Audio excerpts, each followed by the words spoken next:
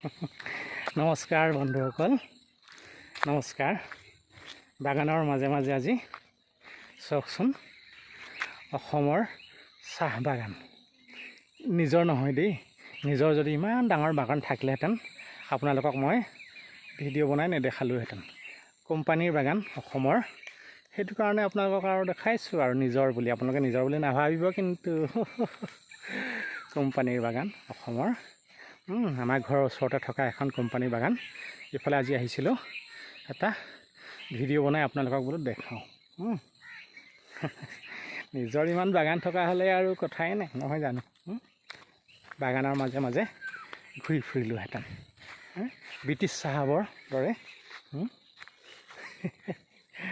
বাগানবিলাক প্ৰায় মেচিয়ৰ বাগান আৰু পাত ছিঙি শেষ হৈ গৈছে।